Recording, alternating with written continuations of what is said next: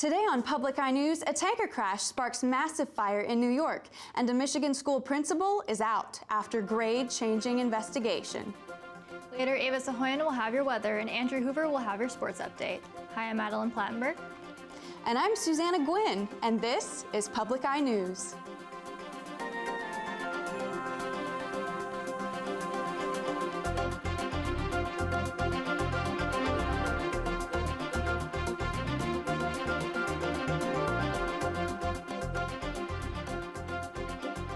Trade operations between Michigan and Canada have resumed following protests by the Freedom Convoy that blocked international truck traffic for nearly a week.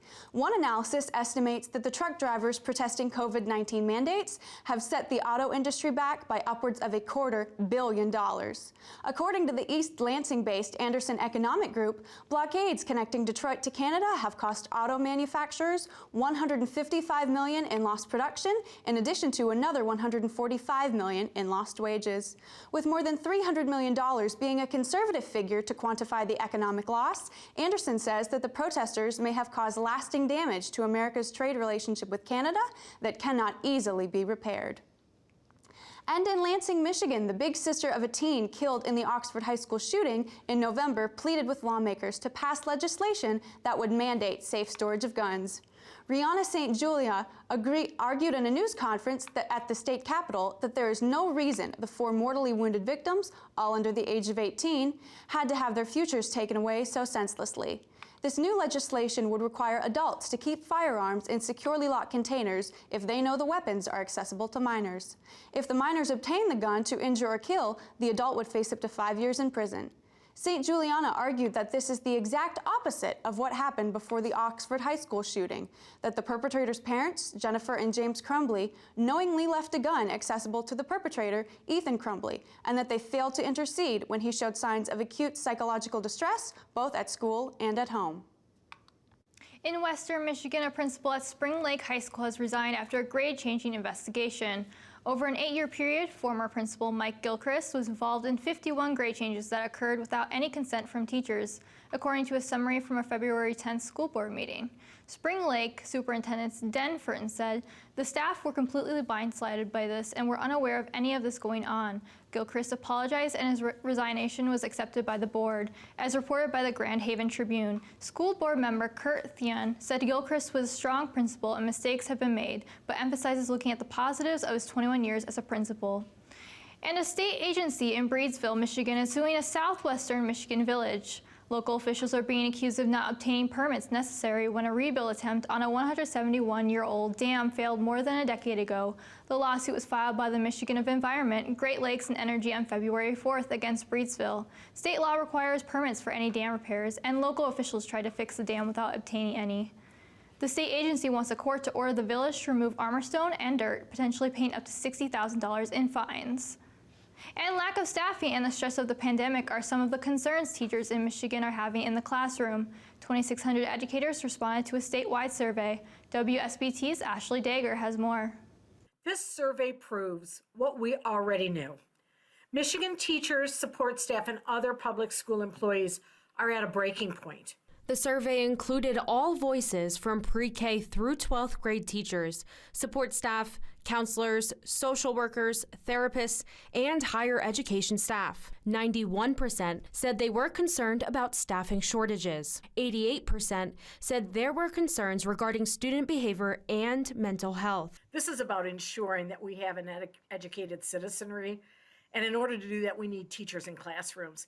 We have underfunded education for the past 25 years. The positions found most impacted by the shortage are 92% said substitute teachers, 86% said support staff, and 71% said classroom teachers. The survey also found that the shortage has created a problem in several areas of schools, including classroom prep time, the need for support staff, transportation issues, and administrators covering classes. This isn't a one-size-fits-all solution. There's a lot of different elements that have to come into play in order to address a crisis that has been brewing for a generation, and COVID has really laid bare for all of us. The survey also found that increasing salary and benefits would help fix these concerns.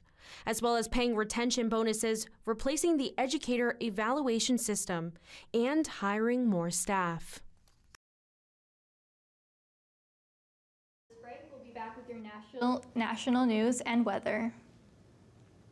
Here in southern England, the remains of Ice Age mammoths have just been discovered. Why were the mammoths here? Could ancient humans have hunted them? It's like a really big whodunit. It's exciting. What can this remarkable site reveal about life and death deep in the Ice Age? The end of the story isn't completely tragic. Great Mammoth Mystery on Nova. Tonight at 9 and tomorrow at 3 p.m. Welcome back to Public Eye News. I'm Ava Sahoyan here with your weather for today. If you look behind me on NMU's campus, you can see there's still quite a bit of snow, but with warmer temperatures, you might not need your big winter coats.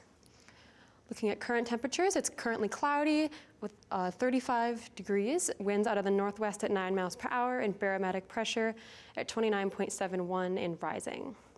Tonight, we're also looking at cloudy skies with a low of 10 and winds out of the northwest at 10 miles per hour. Tomorrow, it's going to be cloudy skies with a high of 12 degrees and winds out of the northwest at 11 miles per hour. Looking across the UP, there's relatively gray skies. Starting in Sault Ste. Marie, it's 42 degrees.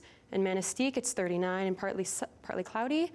In Escanaba, it's 39 and sunny. And down in Menominee, it's 43 and snowy.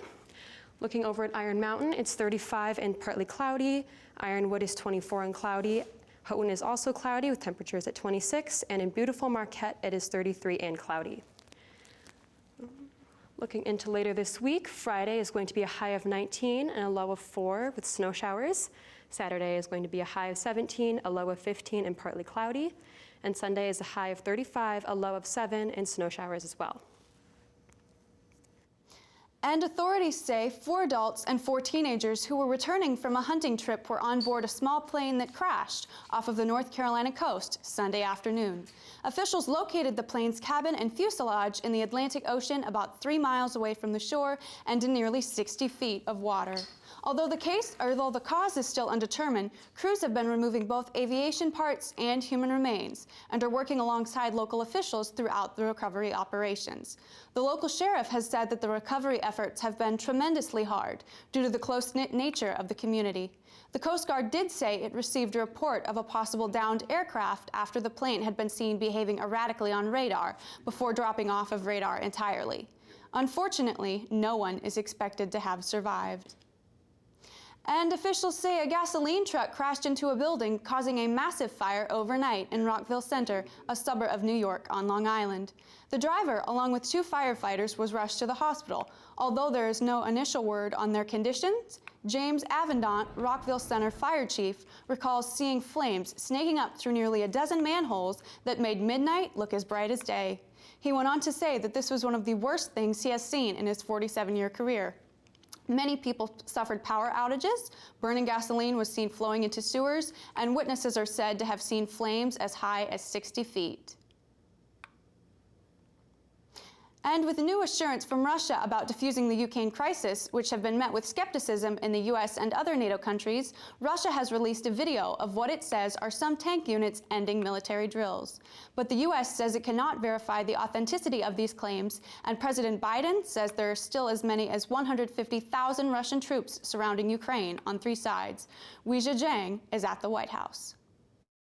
We should give the diplomacy every chance to succeed.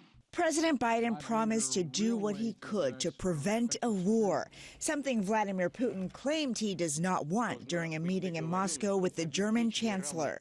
The Russian leader said de-escalation is possible with the negotiation process through peaceful means, but Mr. Biden is not convinced.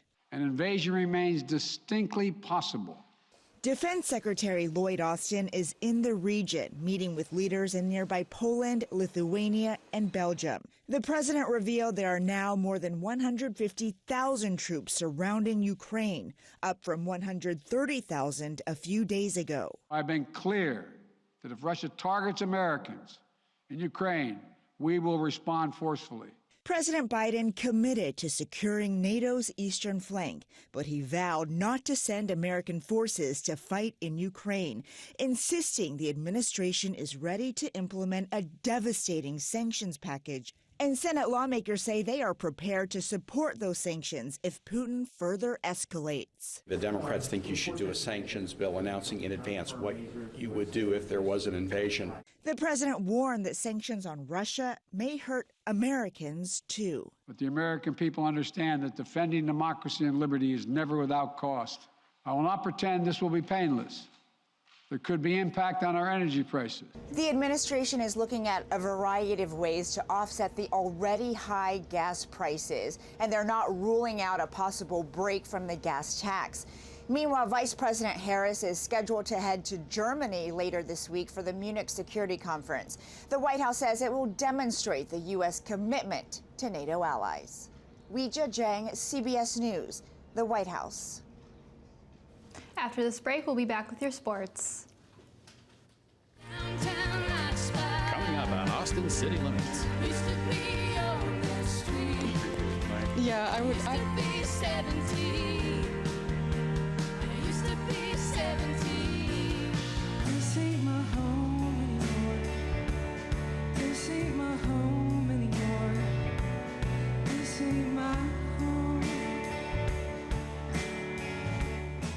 Saturday night at 11. Hi, my name is Andrew Hoover, and I am here with your sports. Those hoping to see the U.S. men's hockey team win their first gold medal since 1980 were sorely disappointed this morning when the U.S. team crashed out of the quarterfinals in a penalty shootout against Slovakia. A U.S. team loaded with college talent such as Matty Beniers, Matthew Nyes, Brock Faber, Drew Cameso, and Ben Myers. The two nations remained tied after the first period until a goal by St. Cloud State's Sam Hentages put the U.S. ahead until just 44 seconds before the end of the game when Slovakia's Marek Hrivik scored to send the game in overtime, and the eventual shootout saw a disappointing exit for the top-seeded USA. Meanwhile, the women's U.S. hockey team will face Canada in the Olympic final for the gold medal after a campaign much more impressive than the men's team. And last night, the Minnesota Timberwolves hosted the Charlotte Hornets in an important game to secure the top 6. The Timberwolves narrowly took the win by a slim margin of 126 to 120. Karl Anthony Towns ended the night with an impressive 39 points to his name, alongside D'Angelo Russell and Jaden McDaniels, 18 points each. The Timberwolves are currently sat in 7th, just behind Denver in the top 6 spot.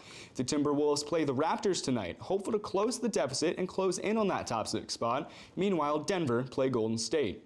And this Monday, the NMU women's basketball they got back to their winning ways on the road in Saginaw.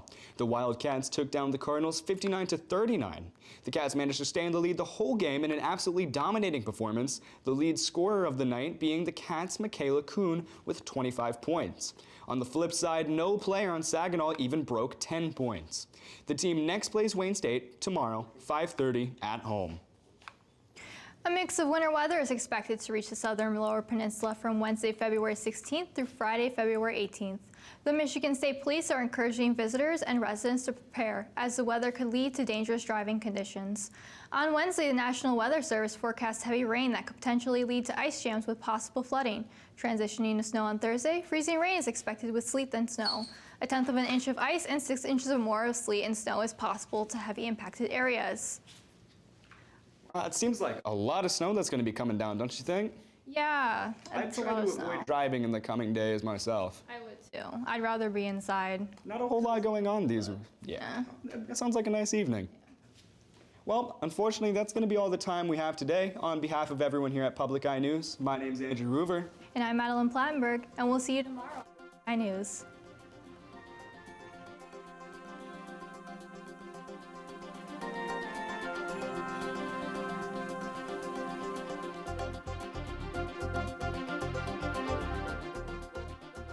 The preceding program was produced by WNMU-TV, Northern Michigan University Public Television, in studios located in Elizabeth and Edgar Hardin Hall.